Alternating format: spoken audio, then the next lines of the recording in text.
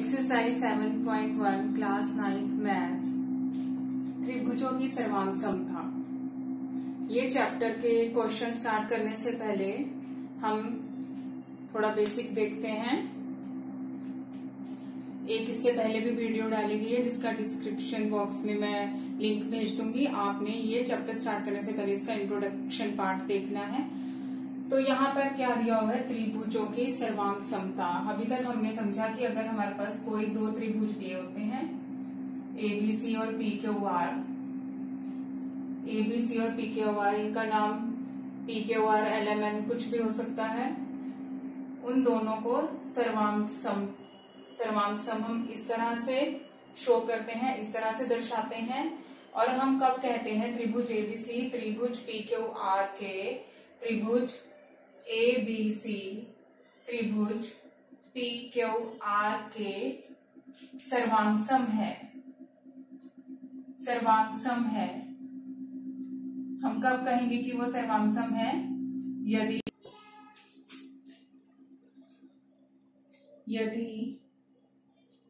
त्रिभुज एबीसी की भुजाएं और कोण, त्रिभुज एबीसी की भुजाएं और कोण त्रिभुज पी क्यू आर की संगत भुजाओं और कोणों के क्या है, बराबर है। यदि त्रिभुज एबीसी की संगत भुजाएं और कोण त्रिभुज पीक्यूआर की संगत भुजाओं और कोणों के बराबर है। तो क्या मतलब था इसका? अगर एसी पी आर के, एबी पी क्यू के और बीसी क्यू आर के। ये हमने देखना सिखाया है, किस तरह से देखना है। ए बी पी क्यू के, बी सी क्यू आर के और सी ए या ए सी आर पी या पी आर के देखना है। ठीक है। और क्या है? कोण ए कोण पी के बराबर, कोण बी बराबर है कोण क्यू के और कोण आर किसके बराबर है? कोण सी। कोण सी किसके बराबर है? कोण आर के। ये त्रिभुज एबीसी क्या यहाँ पे आया सब कुछ, त्रिभुज एबीसी की भुजाएं और त्रिभुज पी क्यू आर। ऐसे ही त्रिभुज एबीसी और त्रिभुज पी क्यू आर। ठीक है। तो ये तो इसकी जनरल डेफिनेशन होगी कि किन्हीं दो त्रिभुजों को हम सर्वांग सम कब बोलेंगे? अगर किसी एक त्रिभुज की सभी भुजाएं और सभी कोण दूसरे त्रिभुज की सभी भुजाओं और सभी कोण, वो भुजाएं और कोण कैसे होने चाहिए? उनके संगत, उनके क्या हो? बराबर हो। तो हम कह देंगे कि जो त्रिभुज एबीसी है वो त्रिभुज पी क्यू आर के क्या है? सर्वांग सम है। ये सर्वांग समता का साइन, सर्वांग सम है। ठीक है। तो अब हम ये देखेंगे कि क्या हमेशा हमें ये देखना पड़ेगा कि तीनों भुजाएं और तीनों कोण बराबर हैं, या दो त्रिभुज को सर्वांग सम बताने के लिए हम कोई और भी नियम देख सकते हैं। ठीक है। तो ये स्टार्ट करते हैं हम अपना। ये त्रिभुज बनाएंगे हम और त्रिभुजों से ही देखेंगे कि कौन कौन से नियम हम बता पा रहे हैं दो त्रिभुजों को सर्वांग सम बताने के लिए। ठीक है। तो सबसे पहले देखिए, ये हम त्रिभुजों की सर्वांग समता के नियम, और आप ये भी कह सकते हैं इनके लिए हम कसौटियां, क्या कसौटियां हैं, और इंग्लिश में हम इसको क्या कहते हैं? क्राइटेरिया। क्या क्राइटेरिया है कि हम ये कहेंगे कोई दो त्रिभुज जो है वो सर्वांगसम है। ठीक है, तो यहां से देखिए, तो देखते हैं हम कैसे। हमने माना कोई एक त्रिभुज लिया, ये त्रिभुज हमने सपोज करो इसकी एक भुजा, एक साइड हमने क्या ले ली 6 सेंटीमीटर, और यहां पर भी एक और त्रिभुज लिया, इसकी एक भुजा हमने ले ली 6 सेंटीमीटर। ठीक है, तो यहां से देखिए ये भी 6 सेंटीमीटर है और ये भी इधर से इसकी एक भुजा 6 सेंटीमीटर है। ठीक है, ये है। अब अगर हम ये नापे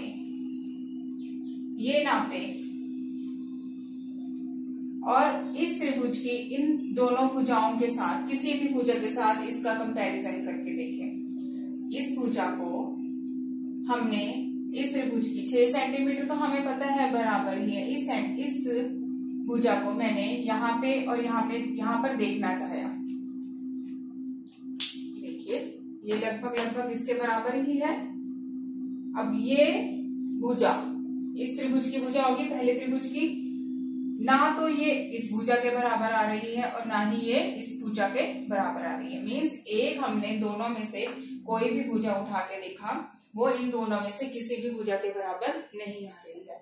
लेकिन सर्वांग समता का तो नियम ही, पहला नियम ही ये है कि इसके तीनों भुजाएं दूसरे त्रिभुज की संगत भुजाओं के बराबर होनी चाहिए। अब एक तो बराबर थी, लेकिन इन दोनों में से हमने देखा, एक को उठा के देखा तो वो किसी के बराबर नहीं आई। मीन्स केवल एक भुजा के बराबर होने से हम यह नहीं बता पा रहे कि वो सर्वांगसम है या नहीं। ठीक है, अब हम एक ले लेते हैं। ये मान लो हमने ले लिया 7 सेंटीमीटर, इधर भी हमने भुजा ऐसे ले ली 7 सेंटीमीटर। ठीक है, अब सपोज करो इधर हमने बना लिया इसको, इसका कोण ले लिया 75 डिग्री का, यहां पर भी 75 डिग्री का ले लिया, इस वाले ट्रायंगल में भी हमने ये मान लिया कितना है ये 75 डिग्री का। ठीक है, ये हमने बनाया। फर्स्ट ए बी सी हम बनाना चाहते हैं, इसमें हमने बना लिया ये 75 डिग्री ले लिया, यहाँ पे भी 7 सेंटीमीटर, इधर भी 75 डिग्री और 7 सेंटीमीटर त्रिभुज का बना लिया इसको जोड़कर, यहाँ पर भी त्रिभुज बना लिया इसको जोड़कर।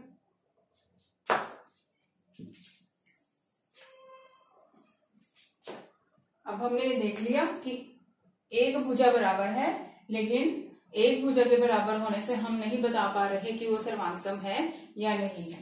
नेक्स्ट में हम क्या करते हैं, एक हमने ले लिया यहाँ पर भुजा 7 सेंटीमीटर, इसी तरह से एक और त्रिभुज हम बनाना चाह रहे हैं और उसकी भी एक भुजा ले ली हमने 7 सेंटीमीटर। अब माना इधर हमने बनाया ये एक कोण 75 डिग्री का और इधर भी बना लिया जी 75 डिग्री का।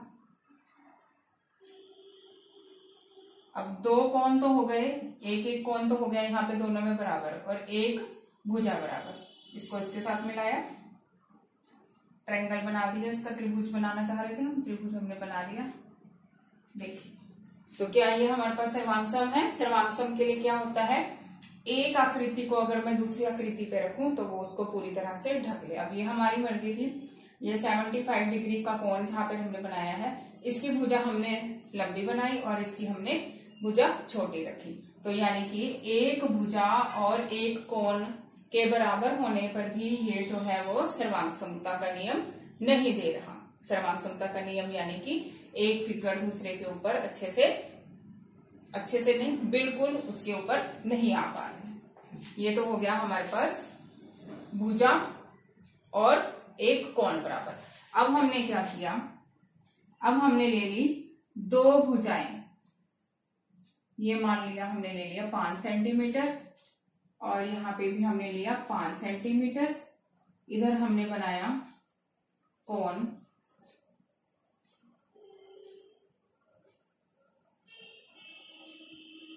60 डिग्री का, कितना भी कोण ले सकते हैं, 75 भी ले सकते हैं। और इधर भी हमने बनाया कोण 60 डिग्री का। और इस केस में हमने क्या किया, यहाँ तो हमने ये 75 डिग्री के जो कोण बना रही है भुजा, ये अलग अलग हमने माप की रखी। यहाँ पे हमने इसको सेम ही रख लिया, मानो कि ये हमने इसको रख लिया इधर 3 सेंटीमीटर, 3 सेंटीमीटर, ठीक है।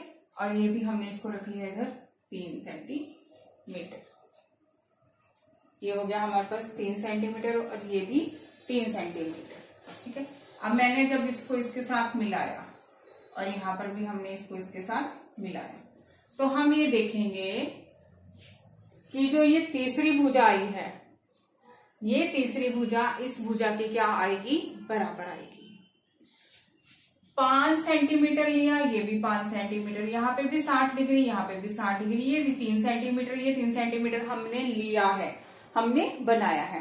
ऐसा करने के बाद ये 3 चीजें बनाने के बाद 5, 60 और 3, 5, 60 डिग्री और 3 सेंटीमीटर बनाने के बाद हमने जो ये बिंदु हमारे पास आए, इनको हमने नीचे दिए गए इन बिंदुओं से मिलाया। मिलाने के बाद जब हम देखेंगे तो हम देखेंगे कि ये जो रेड लाइंस है, ये दोनों रेड लाइंस भी क्या आ रही हैं, बराबर। ये बराबर आ रही है और साथ के साथ क्या आ जाएगा, जो ये कोण बन रहे हैं, ये कोण भी क्या आ रहे हैं हमारे पास, बराबर आ रहे हैं, ठीक है।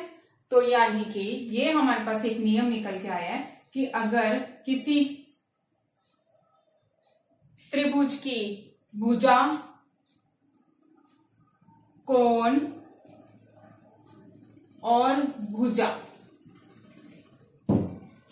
भुजा, कोण और भुजा। अब ये भुजा, कोण और भुजा का मतलब क्या है, जो ये दोनों भुजाएं हैं इसके बीच का कोण, इसके बीच का कोण, इसका अंतर्गत कोण। ऐसे ही ये जो दोनों भुजाएं हैं इसके बीच का कोण, ये नियम कहलाता है भुजा कोण भी भुजा।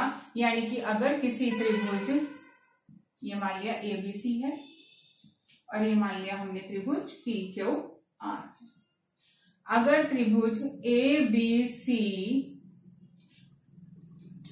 के ये जो हमारे पास भाग दिए गए हैं, इनमें से 2 भुजाएं और उनके बीच का कोण दूसरे त्रिभुज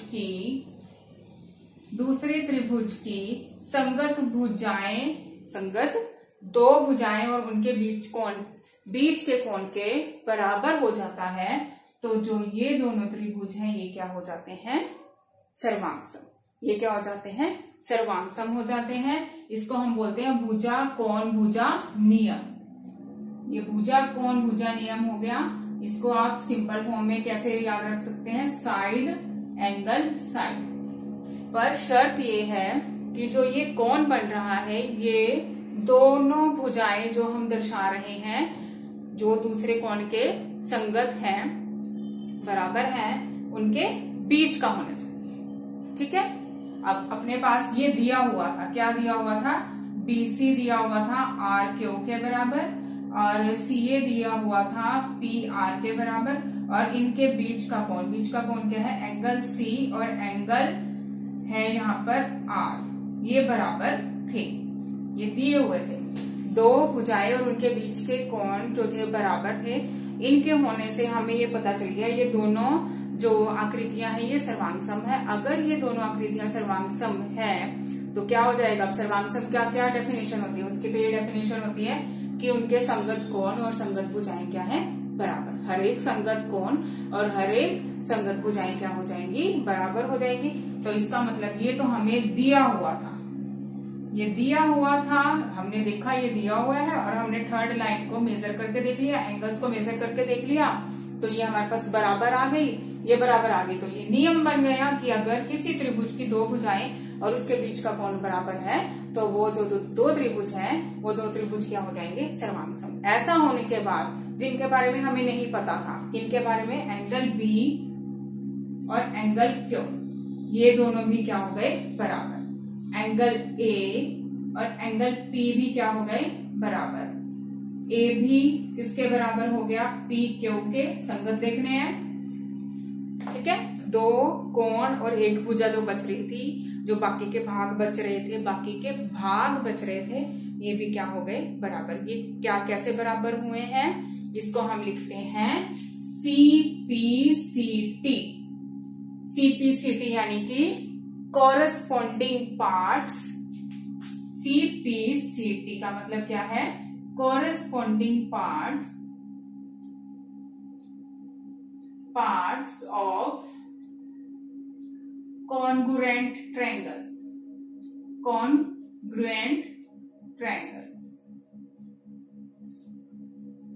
यानी कि सर्वांगसम त्रिभुजों के संगत भाग बराबर होते हैं। Corresponding parts of congruent triangles क्या होते हैं, बराबर होते हैं। कॉन्ग्रुएंट का मतलब क्या है, सर्वांगसम। ठीक है, corresponding parts of congruent triangles से क्या आ गया, जो बाकी के दो कोण थे और एक भुजा थी, ये क्या हो गई, बराबर हो गई। तो एक तो हमारे पास नियम बन गया, भुजा कोण भुजा, ये नियम बन गया। इसी तरह से हम एक और नियम देख सकते हैं। दूसरा नियम हम क्या देखना चाह रहे हैं, क्या हो इसमें, क्या देखना चाह रहे हैं, इसमें क्या है, कोई दो कोण बराबर हो। मान लीजिए ये एक कोण है हमारे पास 30 डिग्री का, और एक कोण हमने और देख लिया यहाँ पे, ये मान लीजिए कितना है हमारे पास, ये सपोज कर लीजिए 75 डिग्री का। क्या दिया हो हमें, एक त्रिभुज के दो कोण, ये 30 डिग्री, ये 75 डिग्री, यहां पर भी क्या हो 30 डिग्री और ये भी क्या हो 75 डिग्री, और क्या हो, इन दो कोणों के बीच की जो ये रेखा है ये भी क्या हो, बराबर। ये मान लीजिए ये हमारे पास दिया हुआ है 4 सेंटीमीटर और ये भी कितनी है 4 सेंटीमीटर। ठीक है, तो क्या हो जाएगा, जब हम इस भुजा को, अभी तक हमें क्या दिया हुआ है, अभी तक हमें केवल ये दिया हुआ है कि यहाँ पे दो कोण है 30 डिग्री और 75 डिग्री, और इधर भी दो कोण है 30 डिग्री और 75 डिग्री, ये बराबर है, और इनके बीच की रेखा 4 सेंटीमीटर है। जब हमने इन दोनों भुजाओं को मिलाया, इधर से भी मिलाया, तो हम देखेंगे कि जो ये दोनों भुजाएं आ रही हैं, इसको नाम दे दीजिए ABC, और यहाँ पे PQR। 75, 30 और 4 हमें दिया हुआ था। जो ये दो भुजाएं आई हैं हमारे पास,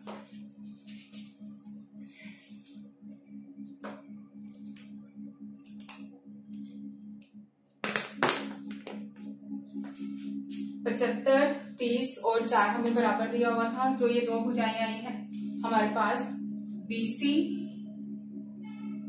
और RQ, AB और PR, ये दोनों भी क्या होंगी, बराबर होंगी, और जो इनके बीच में ये कोण आ रहा है ये भी क्या होगा, बराबर होगा। इसमें क्या दिया हुआ है, इसमें हमें दिया हुआ है कोण, दो कोण बराबर हैं और उनके बीच की भुजा बराबर है। दो कोण बराबर दिए हों और उनके बीच की भुजा, अगर संगत भुजाएं बराबर हो और संगत कोण बराबर हो, दो संगत कोण और बीच की संगत भुजा बराबर हो, तो हम कह देंगे कि जो ये दो त्रिभुज है, ये दोनों त्रिभुज क्या है, सर्वांगसम है। ठीक है, ऐसा होने के बाद क्या होएगा, AB PQ के बराबर और BC RQ के बराबर, और एंगल भी एंगल Q के बराबर। किससे, ये हो जाएगा हमारा CPCT से। तो ये हो गया हमारे पास दूसरा। अब तीसरे पार्ट में देखिए, तीसरा पार्ट हम देखते हैं क्या हो उसमें, समकोण कर्ण और भुजा। समकोण कर्ण और भुजा नियम, ये तीसरा नियम है। इसमें क्या है, इसमें हमारे पास कोई भी तीनों एंगल में से एक एंगल हमें बता दिया जाए कि क्या है वो 90 डिग्री का। दो त्रिभुज दिए हुए हैं, उनमें हमें बता दिया कि इसको इस तरफ ले लेते हैं। ये तो कोई जरूरी नहीं है कि बिल्कुल उसके जो पोजीशन है वो भी क्या हो कॉरेस्पॉन्ड हो, पोजीशन तो कैसे भी हो सकती है। 90 डिग्री यहाँ पे भी हमने मान लिया क्या है, एक कोण 90 डिग्री।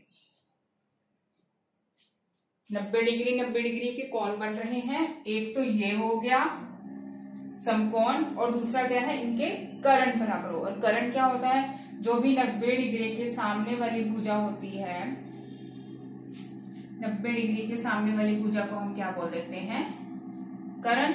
ये भी कर्ण क्या हो आपस में, संगत कर्ण क्या हो आपस में बराबर, यानी कि एक तो कोण बराबर हो, एक कर्ण बराबर हो, ठीक है। और तीसरा क्या है, भुजा।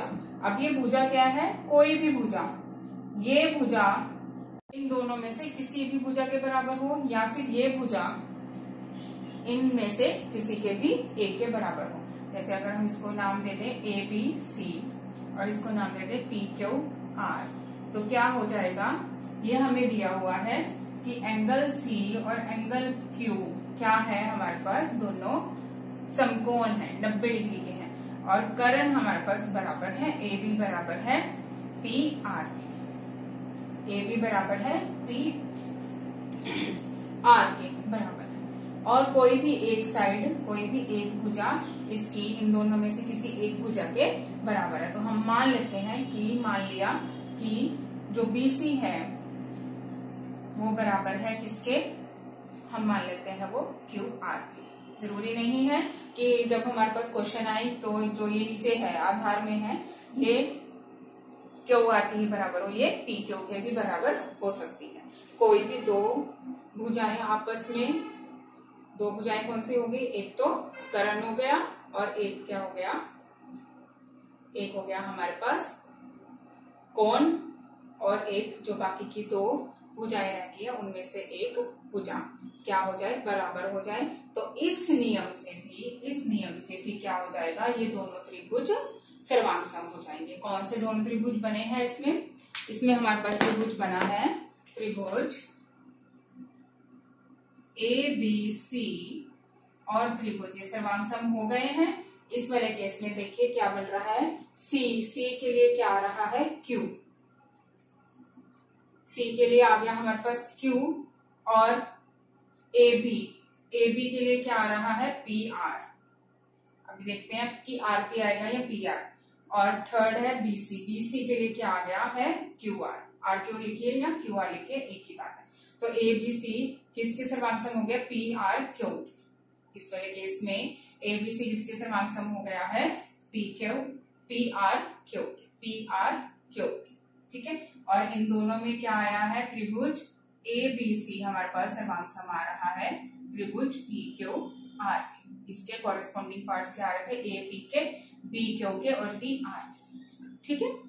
अभी तक सिर्फ आपने ये समझना है कि अगर किसी दो त्रिभुजों की दो भुजाएं और उनके बीच का कोण, ये फर्स्ट वाला पार्ट बता रहा है, दो भुजाएं और बीच वाला कोण बराबर हो तो वो सर्वांगसम, दो कोण और उनकी बीच वाली भुजा बराबर हो तो बराबर, एक कोण समकोण हो और कर्ण बराबर हो, और जो बाकी की दो भुजाएं रह गई हैं उनमें से कोई भी एक भुजा दूसरे के त्रिभुज की भुजा के बराबर हो तो वो हमारे पास क्या हो जाते हैं, दोनों त्रिभुज सर्वांगसम, ठीक है।